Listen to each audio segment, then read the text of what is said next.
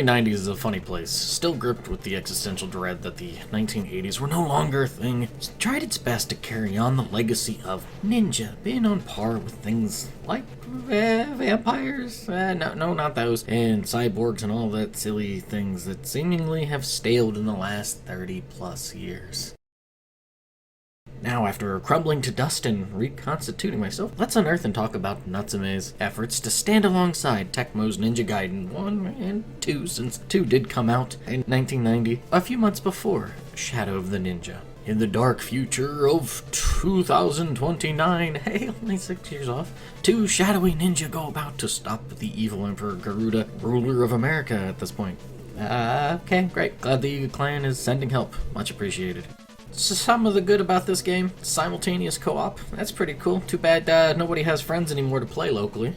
Whatever. Also, you can get a Kusetagama, which is pretty neat. It's got more functionality in the way that it, you can attack at an angle, attack upward and stuff. Better distance. Not so good close up, but I like the idea of it. Very cool stuff. The game looks fairly decent. Starts off strong with the whole rain bits, and even some of the later stages, the backgrounds are pretty cool. The music is fairly enjoyable, if not quite having the earworms of Ninja Gaiden, but the composer Iku Mizutani, who had a hand in Shatterhand's OST, helped compose this game, and I think you can kind of tell it a couple points here and there. Good stuff though, enjoy it.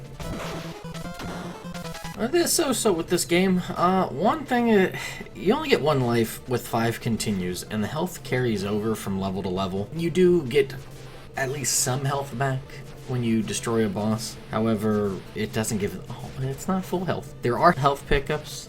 They are frequent enough to keep the game being somewhat on the easier, in a fair sense, as opposed to just straight up easy. It could be worse, could be better, I think. It's not a brutally tough game, but the enemies needing to be hit 3 to 5 to 8 times with a weak weapon is kind of cumbersome or bothersome. However, with the idea of being able to collect the same weapon, either the katana or the kusetagama, 3 times to strengthen it, that does help support the idea of play well and play even better kind of thing. Something else about this game that I'm a little, it could be worse, could be better, a bit on the shorter side of things. Even though I'm not hyper versed in the whole layout and everything about this game, I literally got through it within 40-50 minutes, and that was just me kind of just playing it, just to play it to want to talk about a Natsume game. Also, the sound effects are alright. Some sound like they're from another game. Almost, I swear, one of them sounds like they're from Castlevania. They're there, but nothing too groundbreaking.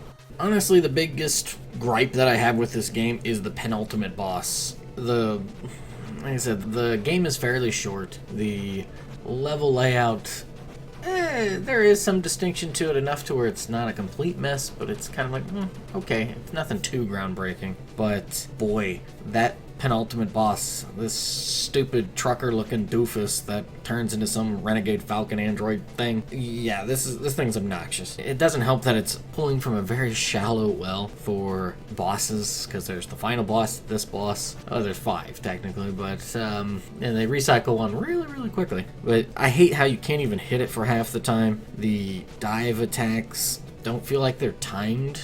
I don't know, they're timed, like the first attack, it happens sooner than the second attack, and then it does the ray kind of spread shot thing after that second dive, but not something I like. It's annoying.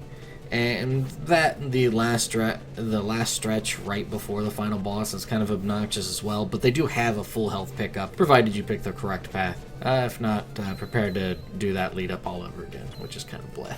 All in all, I do enjoy this game. It is one of those, fits the meme of, hey, we have Ninja Gaiden at home, kind of thing. If you are annoyed by how obnoxious the original trilogy of Ninja Gaiden games are, I'd say give this one a go. If you're really feeling to scratch the itch of ninja gameplay and stuff, yeah, this is nice. Plus, like I said, it's a simultaneous co-op that can go on. That's pretty neat, and it's also on the shorter end. As you could tell by some of the footage, you can see that I played this on the Switch. It is available on the NES catalog of the online gameplay kind of thing. So, you get a chance, give it a go.